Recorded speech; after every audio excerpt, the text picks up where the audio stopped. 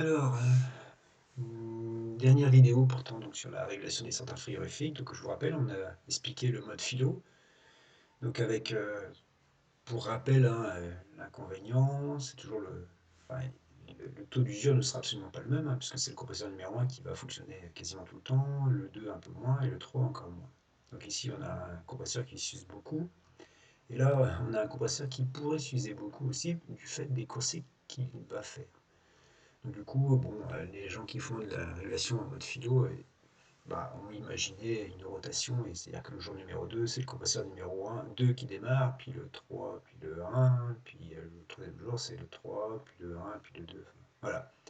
Donc ils arrivent à équilibrer les temps de fonctionnement en fabriquant donc bien un programmateur qui bascule le compresseur qui doit démarrer en premier, chaque jour. Bien. Donc, dernier système qu'on voit, c'est le mode FIFO. Alors, qu'est-ce que c'est que le mode FIFO? C'est toujours pareil, hein, first in, first out. Donc, le premier compresseur à s'enclencher et le premier à s'arrêter. Ce qui fait qu'on va tendre vers un équilibrage des temps de fonctionnement.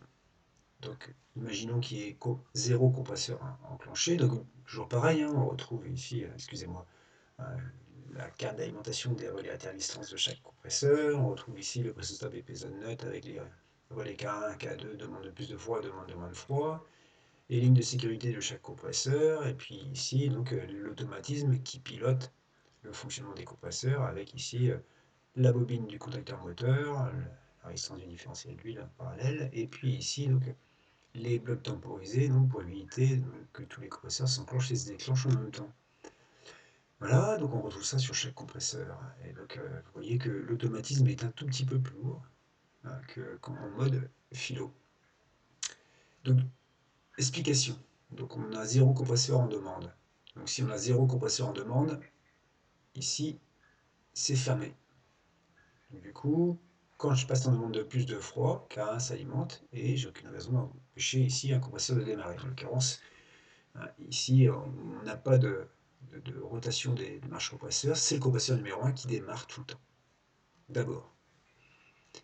Ici, donc, quand il n'y a pas de compresseur en route, quand on passe en demande, tac, j'enclenche le compresseur numéro 1. Du coup, je passe en zone neutre, auto-alimentation, compresseur numéro 1 reste en route. Je passe à nouveau en demande de plus de froid, donc contact basculant à 4. Puisque ça fait quelques instants que mon compresseur numéro 1 est en route, T1 ici ferme son contact, et si je passe en demande de plus de froid, j'aurai aucune raison d'empêcher mon compresseur numéro 2 de démarrer. Il s'auto-alimente. Donc ça y est, je tourne sur deux compresseurs. Maintenant, si j'arrive en demande de moins de froid, parce que j'ai des postes qui sont arrivés en température, donc je bascule en 1-2, eh bien, qu'est-ce qui se passe? Eh bien, ici, comme le compresseur numéro 3 n'est pas alimenté, ce bloc n'est pas alimenté, et donc ici, j'ai aucune raison, et donc ici, ce contact est fermé, puisque ce bloc temporisé est alimenté. Donc du coup, eh bien, lorsque je passe en demande de moins de froid, ces deux contacts s'ouvrent, le compresseur numéro 2 reste alimenté du fait du bloc temporisé, et le compresseur numéro 1 s'arrête automatiquement. Donc ça y est, le premier compresseur à s'être enclenché, et bien le premier compresseur à s'arrêter. Et donc, si vous avez compris, vous faites la simulation sur le compresseur numéro 2 et 3, et puis 3 et 1, enfin bref, vous avez compris.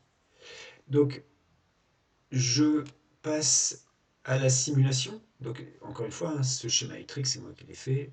Il n'est pas parfait, il y a sans doute mieux. Bon, voilà.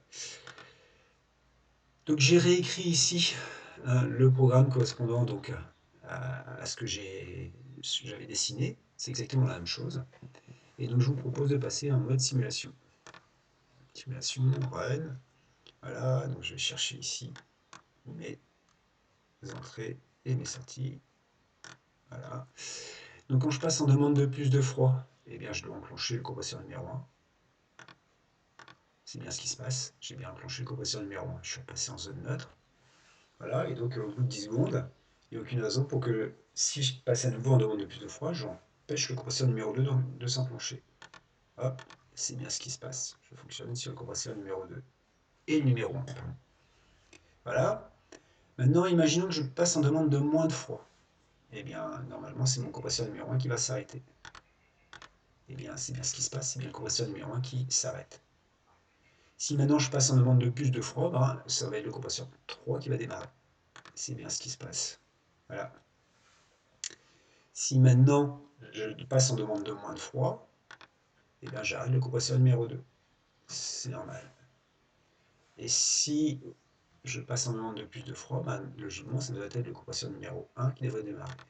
C'est bien ce qui se passe. Vous voyez ici, on a bien ici une gestion donc des modes et d'arrêt avec le premier compresseur enclenché et le premier à s'arrêter.